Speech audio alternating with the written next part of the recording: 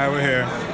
We're going to try to win this event. I mean, clearly the B scene is the best scene in media poker content of the year. So Berkey could thank me for this award when he gets up there. I'm sorry. Say what?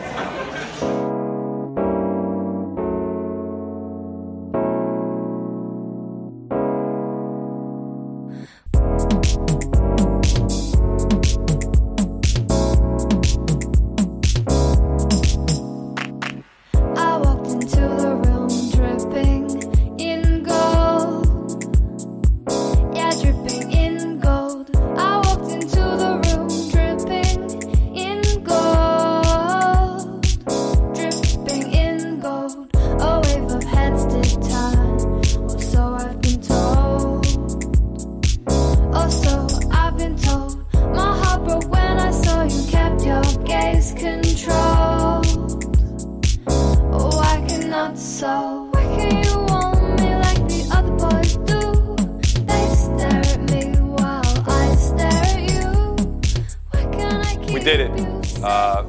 First time nominated, first time bringing home an award. We managed to win, Best Poker Media Content of the Year for our Dead Money project. You know, it's one of those things where awards are kind of subjective in nature and who knows who deserves what. But it was really nice from our end to kind of get like that validation from the community. Especially since it was such a team effort. It was nice to have our production crew recognized, the team of guys that I had surrounding me, helping me train for a deep run in an event that I was certainly perceived to be a dog in. Had a great time out there. I think that was the first time I've ever been to a poker-related black tie affair.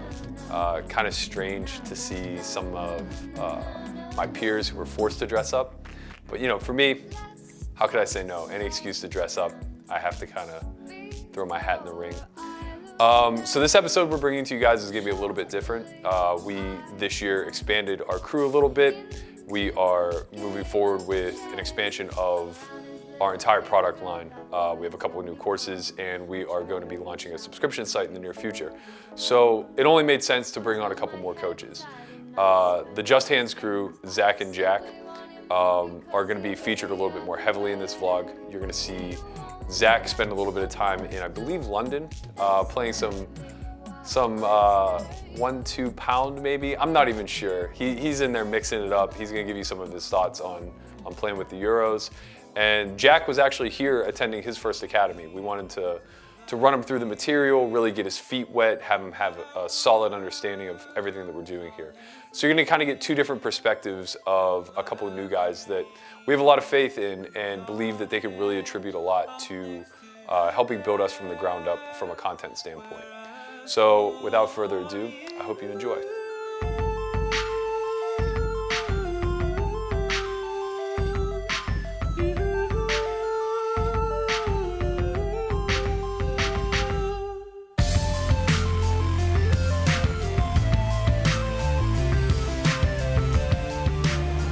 So it's Chinese New Year tomorrow, right? Yeah, and here we are in Chinatown.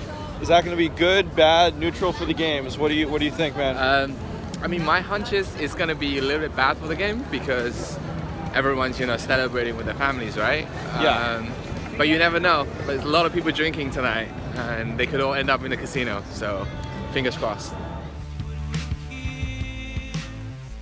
So I'm playing 1-2, somewhat deep. You could match the biggest stack. So bought in for round 5, and so this is a game where I've been fairly active so far. I've had a lot of good pre-flop hands and some good post-flop hands, not a ton of showdowns. And in games when there's a lot of limping, typically low stakes, 1-2, 2-5, I think more than a lot of other players, I like to, or at least a lot of other skilled players, I like to have a limping range under the gun and an early position. I think this allows me to capitalize on a lot of my opponent's mistakes, allows me to see more hands with more worse players, especially when there's varying stack sizes. And I had a hand that I will sometimes open, but I also think plays really well as a limp. Another King Jack suited hearts, and I opt to limp the hand. And another reason I limped it is a low SPR, given that there's a straddle out. And right now there's a player at the table who's raising a ton of hands. He's raising most hands pre-flop, and it's his straddle, so I think there's a good chance I'll be able to limp re-raise, which against his raising range, and he's probably going to be calling with a lot of that range. Based on what I've been seeing so far, I don't think he's folded to a single 3-bet, in which he was the raiser, and he's cold called some 3-bets. So, and then there's, I believe, 4 calls, and he makes it 32 in the straddle, or about 350 deep, and I make it 85. He very quickly calls. The flop is king 10-6, all diamonds. He checks, so I want to pick a sizing here that gets value from flush draws, as well as potentially induces those flush draws to raise, or for him to spaz out with other hands, as he's been doing a lot of check raising post flop. So I have to size a little bit down and go for 65 to a pot of around 200. He very quickly calls. The turn is a pretty bad card. It is the 8 of diamonds. He checks and I check back. The river's an offsuit ace. He quickly leads for the pot and I fold. And he obliges with showing the 10 of diamonds. And he actually had king 10 offsuit with the 10 of diamonds. And I want to discuss this hand just because I think a lot of people will say, oh, well, why didn't you just raise this hand pre-flop? But I think the spot that I got into, where I was able to isolate the spot I wanted to be in at the table, wouldn't have happened unless I limped the straddle as opposed to raising. Or if I raise, I think he's just almost always calling with his hand. Or maybe he's 3-betting, but I think it's less guaranteed, where with any Broadway hands, he's going to be raising in this spot as well as many worse hands. So this puts me in a position to play more pots with him and just gives me more options. So I think having a wide limping range here is good. Mixing in some suited wheel aces, some occasional good overpairs, and just being able to then more profitably play hands like 8-9 suited from under the gun, where some people have 100, where raising for 10 is just not gonna, I think, be profitable even with a large scale edge in this game. So I finished the last hand of the day by stacking our very own Zack in a big pot with pocket jacks against his ace queen suited. And so I think the hand started with we both limped the straddle because the guy on the straddle is going to raise 100% of the time. This was the maniac in question. Yeah, got in 500 pounds in a 1-2 game with 7 deuce.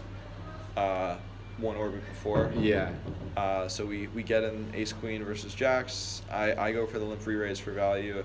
Then Juan goes for the limp re-raise for value, and I get in my remaining 650 or something, and yeah, you almost double up and walk away big winner. Big one. Yeah, pretty high variance game when you have a maniac that's raising basically 100% of the time when it's limped to him, right? Yeah, pretty much. Yeah, he would cold call most 3-bets, occasionally fold. Yeah, he called an all-in like for 200 with 9-7 off. Yes. Yeah. A limp re-raise from a player that didn't play in 3 orbits. The guy had aces, and our hero, he turned and rivered 9, so got trips and yeah, but fun game, but a lot of high variance pre-flop stuff.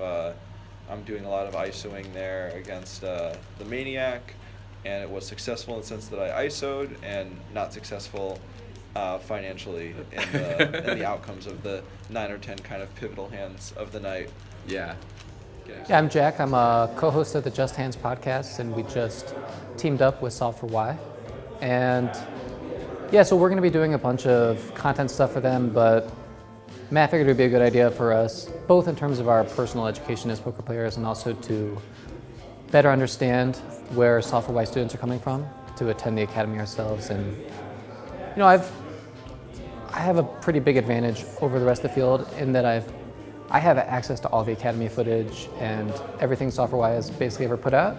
So between like the expertise I already have about the game as a coach, as a professional, as someone who creates like education products and media products, plus just having access to all of Matt's material. For me, the challenge is going to be like implementation and also trying to adjust and further the strategy as the rest of the field comes along, as they've gotten the training throughout the course of the 3 days. Maybe then I can try and give my love again. So Matt plays huge games, and I'm playing like mostly like deep stack 5-5 and 5-10, and so there was never any doubt that there's like a huge divide in skill, and I think Matt brought us on more so for our ability to communicate GTO concepts, our experience as podcasters, and just general openness to these concepts compared to maybe some other people who have a similar background to us. There is sort of like an ongoing battle of philosophies, and I feel like I can understand both sides, and yeah, I've just really enjoyed learning more about their perspective, since even a few months ago, a lot of what they were doing didn't make sense to me, even though I believed in the results that they were having. Chin especially, I think, like takes a combative approach about it in the spirit of fun. So what do you think about me always confusing you with your friend, Zack? Wait, you're so- Zack or you're Jack? I'm Jack, Oh. which you knew. No, I didn't. I swear to God. I'm like really He knew. trying, like, hi. So, you know, I'm a poker player. I understand physical tells. So, anyway, Jai. All right, Jack. We're here under the bright lights on the second floor of the Software Academy after your interesting plays and 3 days of gameplay. What'd you think? I mean, it was like so much fun for one. I wasn't sure like how much I was going to learn. Not so much mostly just because I had access to the material beforehand. So Right. I looked at the slides, like Yeah. I couldn't resist. The academy is so much fun because, well, for me, someone who's familiar with your guys' work, Right. and I think for someone who had like done the primer course or something, like they're coming in and they're getting a really great foundation, but they're also getting so much detail because Yeah. you guys, and I love this about you, you love to go off on a tangent and follow it kind of to at least some sort of logical end. And even if you kind of know this stuff, like it really helps with the implementation. Whereas Yeah. if you were just going like topic, like you could have gotten through those. We spent like 3 hours on slides that you could get through in like 45 minutes. Agreed. Yeah, it's important just because giving shallow answers don't necessarily give you the answer to the why. It's just it's letting you mimic, and that's a problem. Like, so like we never want you to like mimic. It's like, oh, I'm just gonna check raise here because that Software Y said so. It's like, well, if we change one card, now all of a sudden it might not be a check raise anymore. So understanding the ins and outs is like more important, and that's gonna come with like experience, but it also comes with like going down these rabbit holes and understanding why. I'm curious, like, I know a lot about like how you guys play. Like maybe not like the details in the execution. Shit. You want to play? Yeah, I'd love to play. I'm just kidding. Go ahead. No, I mean, but you guys, well, you've been exposed to this- you're teaching yeah, a you're course. exposed to like, the strategy and, unless like- you guys are, Yeah. I don't think that you are playing totally different than like the way you're teaching. No, it's just It's implementation, Yeah, yeah. implementation and deviations in game. Like, But that's the point. That's sort of beside the question. The question Yeah. is like, what were you surprised about, like the way I play? like the things I expected about you were all still true. Like you played very good ranges and things like that. But I was impressed with your ability to try what we said. Like I thought you would be a lot more hesitant. So like you did 3-bet ace jack suited. You did call with like king 3 suited, I believe, one time. So you're looking for spots to exploit your opponents as well as like work in the merge. And I think that goes against how you studied poker initially. And I was impressed. Now, what I was not impressed about, I guess, is very small in nature, is that you're playing your hands more than the spot. And that'll probably change, or maybe it was just a function of the distribution or like not identifying. But like, I think the next step is identifying spots and then plugging in the hands, not letting the hands make the spot. Yeah, I guess I would say like I think it's a lot of his distribution, but what you were saying about the way I had studied poker before, I think like a really important switch for people who come from a more traditional or a more GTO school is like getting out of the mindset of this hand is a bluff catcher. You know? Yeah, that's Like big. that label is dangerous because there's so many hands where you can say like, well, this is just, like when I am getting bet into with this hand, it's just a bluff catcher. And I think Yeah, and I think since there's so much middle of your range, almost all of the middle will fall into a bluff catcher the majority of the time, and that's I don't even want to put that out in the vlog. like you're worried to even like say the word bluff catcher. Like, No. I'm kind of joking in that you're absolutely right, and if people know that, oh, I now see. they'll look into that. Yeah, just kidding. They're all bluff catchers. Like,